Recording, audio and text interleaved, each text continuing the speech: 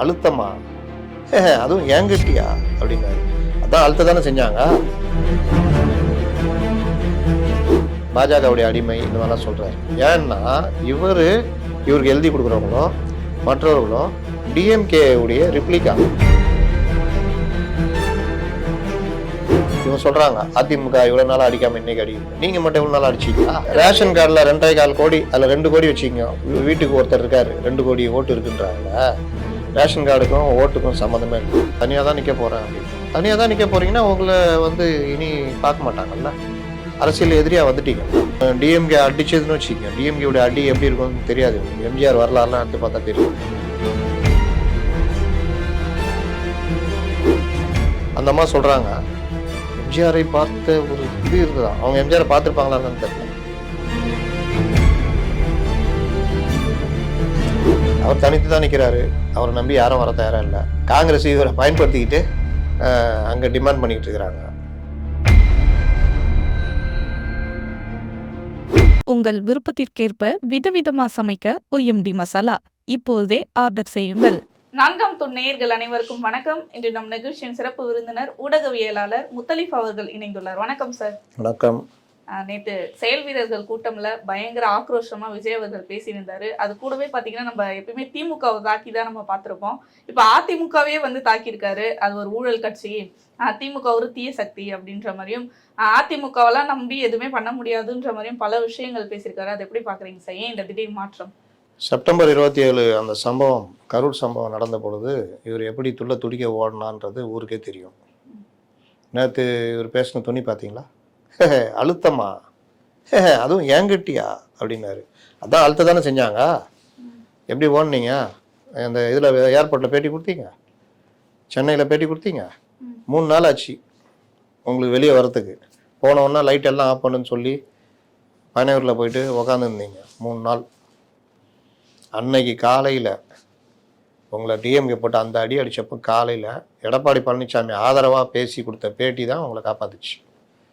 மத்தியானம் அண்ணாமலை பேசின பேச்சு, மற்றவர்கள் பேசினது, எதிர்கட்சிகள் உங்களுக்கு துணையாக இருந்ததுனால தான் உங்களால் மூச்சு விட முடிஞ்சது. அதுக்கப்புறம் 2 நாள் பொறுத்து யோசித்து அஸ்கி வாய்ஸில் இது அங்கிள் அது இல்லை சிஎம் சார் நடவடிக்கை எடுக்கிறது வந்தா எடுங்க. ஏன் எல்லாம் ஓடிட்டாங்க. பொதுச் செயலாளர் ஃபோனை போடுறான்னா, ஹலோ உசி எங்கே இருக்கீங்க சார்? நான் மாவட்ட செயலாளர் பேசுகிறேன். மாவட்ட செயலாளர் ஃபோனை அவர்கிட்ட கொடுங்க. அவர் ஃபோன் தானே சார்? அவர் எங்கே இருக்கிறாருன்னு தெரில சார். ஃபோனை என்கிட்ட கொடுத்துட்டு அதோட எஸ்கேப் சார். இதான் நடந்தது. என்னமோ அவர் நினச்சிட்டார் நம்ம போய் ஒழிஞ்சிக்கலான்னு. இந்த பூனை தப்பிக்கிறதுக்கு இதுக்குள்ளேயே போய் தலையை விட்டுக்கும். அது நினச்சிக்கும் தலையை விட்டுனா நம்ம தப்பிச்சிட்டோம், நம்மளை யாரும் பார்க்கலன்னு. ஆனால் பூனை கண்ணை மூடிட்டா உலகம் இருந்ததுன்னு சொல்லுவாங்களா, அந்த பழமொழி தான் அது. அது கண்ணை முடிக்க ஒழிஞ்சிட்டு இருக்குதுன்னா யாரும் நம்மளை பார்க்கலன்னு நினச்சிருக்கேன். அது உடம்பு தான் வெளியே இருக்குது. அந்த மாதிரி இவர் நாமக்கல்ல இருக்காருன்னு எல்லாருக்கும் தெரியும், போலீஸுக்கெல்லாம். இவரை கைது பண்ண வேணான்னு விட்டு வச்சுருந்தாங்க. இவர் நினச்சிக்கிட்டாரு நம்ம தலைமறைவாக இருக்கிறோம், நம்மளை போலீஸ் பிடிக்க முடியவே முடியாதுன்னு இவர் 15 நாள் ஒழிஞ்சிக்கிட்டு இருக்காரு. இவர் யாருக்கு ஃபோன் பண்ணுறாரு? வேறு நம்பர்லேருந்து யாருக்கோ பண்ணுறாராம். இதெல்லாம் போலீஸுக்கு தெரியாதா? இன்றைய காலகட்டத்தில் அதெல்லாம் ரொம்ப சிம்பிளான விஷயம். மாட்டினாரா? அப்போ இப்படிப்பட்ட ஆட்கள்லாம் ஓடி ஒழிஞ்சப்போ நீங்கள் பயந்து போயிருந்தப்போ உங்களுக்கு துணை நின்றது அதிமுக. இது நீங்கள் அந்த கையை தட்டி விட்டுருக்கீங்க. உங்களுக்காக பிரச்சனைன்னு வந்த பொழுது நீங்களாக நேரடியாக போய் பாஜகட்ட மற்றவங்கள்ட்ட உதவி கேட்டீங்க.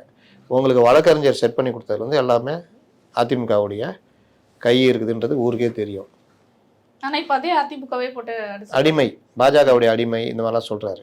ஏன்னா இவருக்கு எழுதி கொடுக்குறவங்களோ மற்றவர்களோ டிஎம்கே உடைய ரிப்ளிகா. டிஎம்கே என்ன பண்ணுதோ அதை நம்ம பண்ணணும். டிஎம்கே கச்சத்தீவு மீட்புன்னு சொல்லிட்டா நம்மளும் சொல்லணும், நீட்டு ஒழிப்புன்னு சொல்லிட்டா நம்மளும் சொல்லணும், இருமொழி கொள்கையை நம்மளும் எல்லாமே பாருங்கள். டிஎம்கே உடைய அந்த இது இருக்கும் இவங்கள்ட்ட. இவங்களுக்கு எந்த சொந்த புத்திலாம் கிடையாது. அந்த இது டிஎம்கே என்ன செய்யுதோ அதை நம்ம பண்ணணும். அதெல்லாம் திமுகவுக்கு பேட் டீம் தான் இது. இவரு காலவாரிக்குன்னு இவரையும் காலவாரிக்குன்னு திமுகவும் காலவாரி விட்டு போகிறதுக்கு தான் இவர் வந்திருக்காரு. அதனால் அது வேற விஷயம். என்னன்னா இவன் ஃபாலோ பண்ணுறது எல்லாம் இவங்க நாலேஜ் கிடையாது. தீர்மானமாக திமுகலேருந்து எடுத்துக்கோ அந்த மாதிரி எடுத்துக்கிட்டு இது. அதில் திமுக என்ன சொல்லுது? அதிமுகவை அடிமை திமுக, அடிமை அமித்ஷா திமுக. இனிமேல் இவர்கள் இதெல்லாம் அதையே பேசுவாங்க. ஏன்னா அதிமுகவுக்கு இவர்கள் புதுசாக எதுவும் திட்ட முடியாது. அப்போ என் திட்டத்துக்கு எங்கே போகிறது? இந்த சொன்ன இந்த ட்ரெண்டை எடுத்துக்கிட்டு உருட்டுறது. அதிமுக அடிமை இல்லைன்றத 2021 தேர்தலே பார்த்தோம். 90 சீட்டு கட்டத்தில் 20 சீட்டு கொடுத்தாரு. டிடிவியை சேர்க்க சொல்லி சேர்க்க மாட்டேன்னு மறுத்துட்டாருன்றாங்கல்ல. அடிமை எங்கேயாவது மறுக்க முடியுமா? இன்னை வரைக்கும் சேர்ந்த உடனே அண்ணாமலை நீக்கினோன்னே தலைவர் பதில் வந்து அண்ணாமலை நீக்கினாங்களா இல்லையா? அடிமையால் அப்படி கேட்க முடியுமா? வந்து இவங்க சொல்றதை இவங்க எடுத்துக்கிறது. இன்னும் டேபிள் கீழே போனன்றத கூட நாளைக்கு விஜய் பேசலாம். ஏன்னா அதிமுக கூட தான் கூட்டணி வந்து தாவேக வைக்க போகுது அப்படின்ற ஒரு நம்பிக்கையில வந்து பல பேர் வந்து பேசிட்டு இருந்தாங்க அப்படின்ற கருத்துக்கள் நிறைய வந்துட்டு இருந்துச்சு. ஆனா இப்போ அவரே வந்து எதிர்த்து பேசிட்டாரு. அப்ப அதிமுக கூட கூட்டணின்றதும் வந்து நேத்தோட அது முடிஞ்சிச்சுங்க. நேத்தோட விஜய் நேத்து இவ்வளவு நாளா அதான் கேட்டுருந்தோம். நீங்க பேச்சுவார்த்தை நடத்திட்டு இருக்கிறீங்க. இவங்க சொல்றாங்க அதிமுக இவ்வளவு நாளா அடிக்காம இன்னைக்கு அடிக்குதுன்னு. நீங்க மட்டும் இவ்வளவு நாளா அடிச்சீங்களா? ஏன்னா விசில் சின்னம் கொடுத்ததே வந்து கூட்டணிக்காக ஒரு அந்த ஹிண்டா தான் நாங்க கொடுத்துருக்கோம். இதை கொடுத்து நாங்க எங்களுக்குள்ள இருக்கலாம். அது இல்லாம அந்த சிபிஐ விசாரணையில இருந்து உங்களுக்கு வழக்கறிஞர் ஏற்பாடு செய்யலேருந்து உங்களுக்காக சட்டசபையில சண்டை போட்டாங்கல்ல. முதல்வர் உங்க மேல என்ன சொன்னாரு? கரூர் துயர சம்பவத்துக்கு காரணமே தாவேகாவும் அதன் தலைவரும் தான் அப்படின்னு முதலமைச்சர் அறிக்கை வச்சு பேசினாரா இல்லையா? அன்னைக்கு உங்களுக்காக சண்டை போட்டது யாரு? 3 அதிகாரிகள், IAS IPS அதிகாரிகள் எல்லாருமே அன்னைக்கு அந்த ஒரு நபர் கமிஷன் அனுப்பிச்ச அப்புறம் மறுநாள் பேட்டி கொடுத்தாங்களா இல்லையா? அந்த பேட்டிக்கு எதிராக பேசி அவர்கள் மேலே எப்படி குற்றம் சொல்றீங்க? உங்களுக்கு பொறுப்பு இல்லையா? உங்க போலீஸுக்கு பொறுப்பு இல்லையான்னு பேசுனது யாரு? விஜய்க்கு ஆதரவா? விஜய் அவருக்கு ஆதரவா பேசினாரா? நேற்று சொல்றாரு என் மேல அழுத்தமா. ஏன் மேலையா அழுத்தமா? அதுவும் யாரு? ஏங்கிட்டியான்னு உங்ககிட்ட தான் உங்களை தான் போட்டு நொக்குனாங்க. அன்னைக்கு நீங்க என்ன பேசுனீங்களா? கரூர் சம்பவத்துக்கு ஏதாவது அறிக்கை விட்டீங்களா? முதல்வர் இப்படி வந்து சட்டசபையில் சொல்றாரு, அதை நான் வன்மையாக மறுக்கிறேன் அப்படின்னு ஏதாவது அறிக்கை விட்டீங்களா? இல்லை உங்கள் தலைவர்கள் யாராவது பேசினாங்களா? இப்போ அந்த சென்சார் போர்டில் பிரச்சனை ஆகுதுல்ல, ராகுல் காந்தியும் உங்களுக்காக குரல் கொடுக்குறாரு, முதல்வரும் குரல் கொடுக்குறாரு. நீங்கள் சொல்ல வேண்டியதானே? உங்களுக்கான பிரச்சனை தானே. மத்திய அரசு எங்களை வஞ்சிக்கிறது, படத்தை வெளியே விடாமல் பண்ணுது, சொல்ல வேண்டியதானே? சொன்னீங்களா? இல்லை உங்களுக்காக குரல் கொடுத்த முதல்வருக்கோ இல்லை ராகுலுக்கோ நன்றி சொன்னீங்களா? கரூர் துயர சம்பவத்துல உங்களை பக்கம் நின்ன எதிர்கட்சிகளுக்கு ஏதாவது நன்றி சொன்னீங்களா? உங்களுடைய இப்ப லேட்டஸ்ட் இது அந்த சிபிஐ விசாரணை எடுத்து மத்திய அரசு இது உச்சநீதிமன்றத்தில் திமுக வழக்கு போச்சு, தமிழக அரசு. அதில் ஏதாவது கேவியட் ஜாயின் பண்ணீங்களா? ஏதாவது பண்ணீங்களா? இல்லை இப்போ உங்கள் பிரச்சனை, உங்களுக்கு சொந்தமாக வர்ற பிரச்சனைகள்ல இன்னைக்கு எனக்கு இந்த மாதிரி அழுத்தம் இருக்குது அப்படின்னு ஏதாவது பேசுறீங்களா? பல விஷயங்கள்ல இன்னைக்கு அதிமுக அது இவருக்கு வந்த பிரச்சனைகள் எல்லாவற்றிலுமே வந்து துணை நின்றவர்களை பற்றி இவர் கவலைப்படலை. இன்னொன்று இவர் என்ன சொல்கிறாரு? எனக்கு அழுத்தம் கொடுக்க முடியாது, நான் வந்து இந்த மக்களுக்காக வந்திருக்கேன், உழைக்க வந்திருக்கேன். உச்சத்தை விட்டுட்டு நான் வர்றேன்னா எவ்வளோ கோபத்தில் நான் வந்திருப்பேன் அப்படின்னு அப்படிதானே அர்த்தம். கெரியர் உச்சத்தை நடிச்சிட்டு இருக்காரு சார். இன்னும் 4 படம் அவருக்கு அது உண்டு. அப்போ சார் நீங்கள் அடுத்த படம் இது இரியா, ஜனங்க எவ்வளோ கஷ்டப்பட்டுனுக்குறாங்க, அங்கே பாரு, இங்கே பாரு, இதை பாரு, அதை பாரு, விலைவாசி வேறுபார், மின்கட்டணம் வேறுபார், வீட்டு வரி வேறுபார், பத்திரப்பதிவு பார், கனிமவள கொள்ளை பார், மணல் கொள்ளை பார், போதை பழக்கம் பார், டாஸ்மார்க்கு பார், குடும்ப வன்முறை பார், பெண்கள் குழந்தைகளுக்கு எதிரானது பார். இவ்வளோ விஷயங்கள் தமிழ்நாட்டில் அந்த மக்களுக்கு எதிராக நடந்துகிட்டு இருக்குது. நான் விட்டுட்டு வேடிக்கை பார்க்கணுமா? நான் இதோட நிறுத்திக்கிறேன் அப்படி தானே அர்த்தம்? அதுக்கு அதானே அர்த்தம். அப்படின்னா இவருக்கு தமிழ்நாட்டு பிரச்சனை எல்லாம் தெரியுதுல்ல?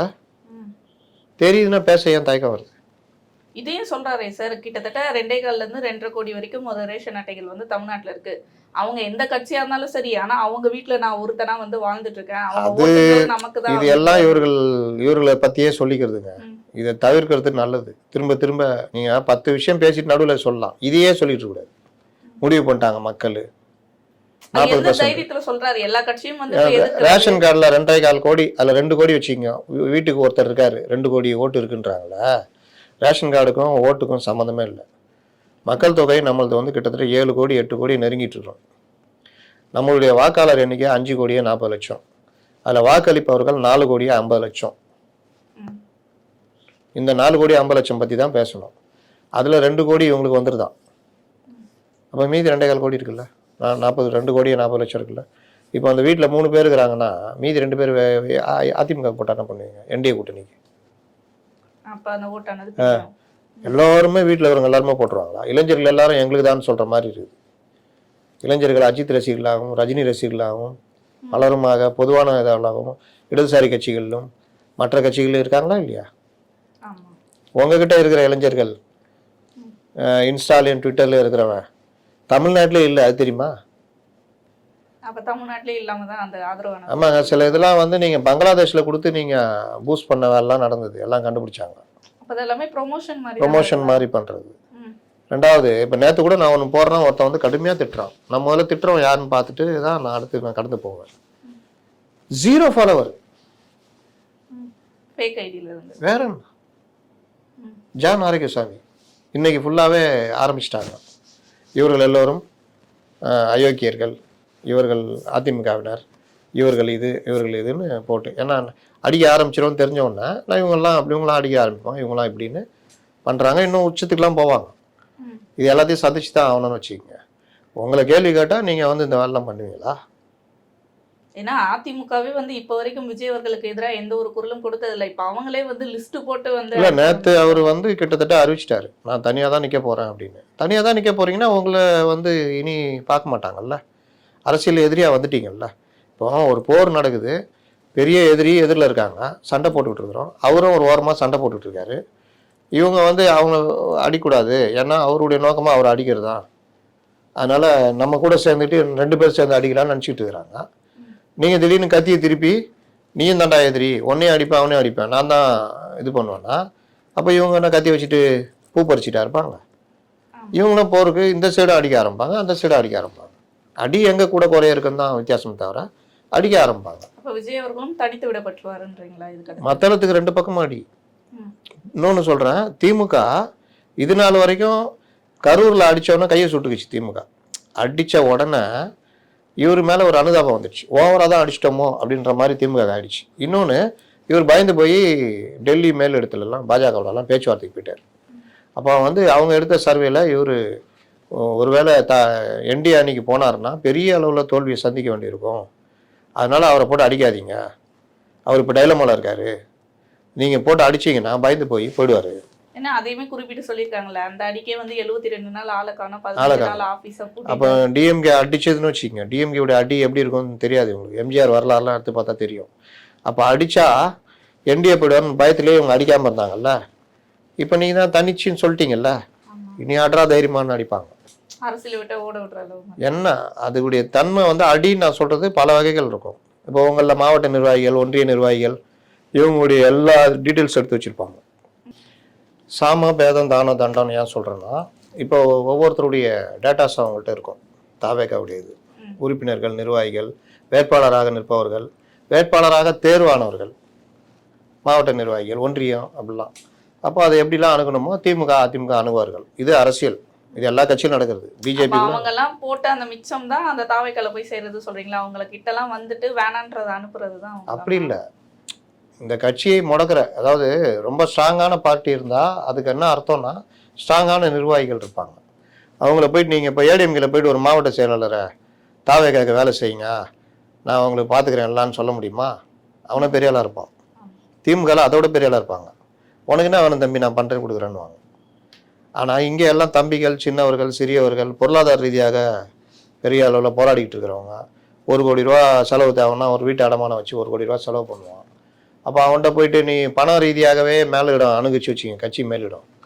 அப்போ அவன் அந்த வருத்தத்தில் இருப்பான், தம்பி என்னடா வா பார்த்துக்கலாம் அப்படின்னா சரிங்கண்ணான்ட்டு போவான். இதெல்லாம் இயற்கை நடக்கிறது.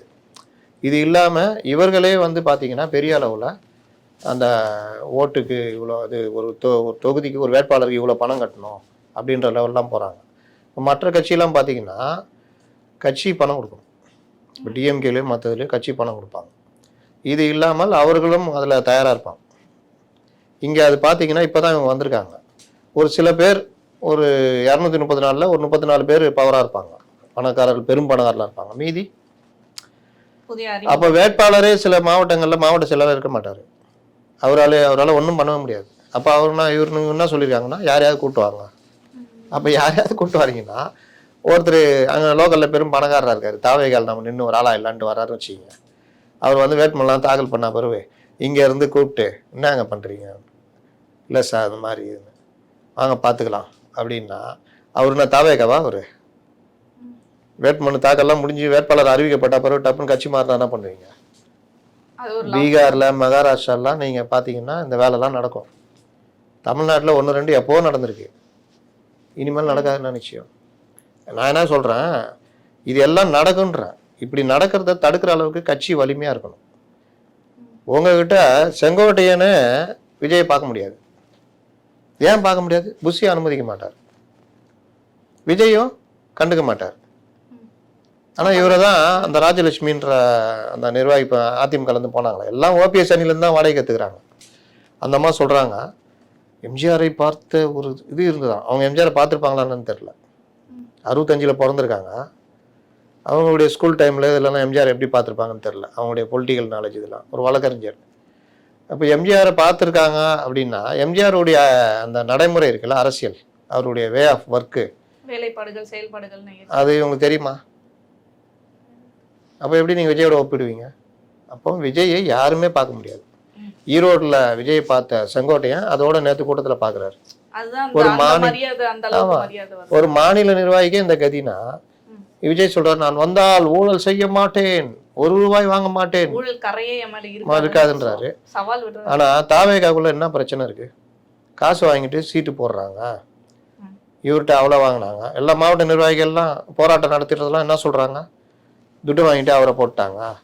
அவர் வந்தவர் கீழே இருக்கிற நிர்வாகி நியமனத்துக்கு அவர் துட்டு வாங்குறாரு. இந்த போராட்டம் நடந்ததா இல்லையா? இதெல்லாம் ஏன் விஜய் இது வரைக்கும் கண்டுக்கல?